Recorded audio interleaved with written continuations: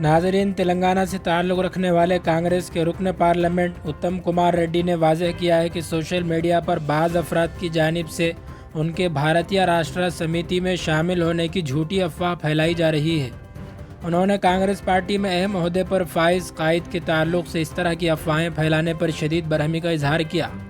انہوں نے کہا کہ یہ تشہیر سراسر جھوٹ پر مبنی ہے، جس میں دعوے کیے جا رہے ہیں کہ پارٹی میں ان کے مقام کو گھٹایا گیا ہے۔ تیلگو فلموں کے مشہور کامیڈین برہمانندم نے چیف منسٹر چندر شیکھر راؤ سے اپنے ارکان خاندان کے ساتھ ملاقات کی۔ پرگتی بھون میں ہوئی اس ملاقات کے دوران برہمانندم نے چیف منسٹر کو اپنے فرزند کی شادی کا دعوت نامہ حوالے کیا اور حیدرآباد میں منعقد ہونے والی شادی کی تقریب میں ارکان خاندان کے ساتھ مل کر شریک ہونے کی خواہش کی۔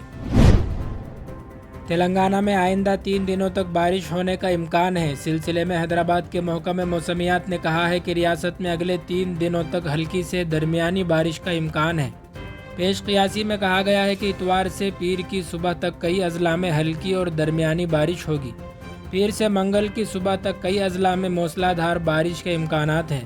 عادل آباد، نرمل، آصف آباد، منچریال، بھوپال پلی، ملوگو، بھدرادری، کتاگوڑم اور محبوب آباد اضلاع میں بھاری بارش کی توقع ہے۔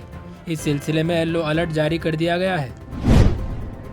حیدرآباد کے ٹینک بنڈ پر ایک کار نے دہشت مچا دی۔ اتوار کی صبح تیز رفتار کار ٹینک بنڈ NTR مارگ پر بے قابو ہو گئی اور حسین ساگر جھیل ریلنگ سے ٹکرا گئی، لیکن جیسے ہی کار ریلنگ سے ٹکرا کر رک گئی، کار میں موجود ہوا کے غبارے کھل گئے، جس سے بغیر کسی نقصان کے کار میں سوار افراد بچ گئے، ورنہ کار حسین ساگر جھیل میں گر پڑتی تھی، جس سے جانی نقصان بھی ہو سکتا تھا۔ اس حادثے کے بعد کار میں سوار 2 افراد گاڑی وہیں چھوڑ کر بھاگ گئے۔ اس دوران حادثے کی وجہ سے کار کا اگلا حصہ تباہ ہو گیا۔ اطلاع ملنے پر پولیس موقع پر پہنچ گئی۔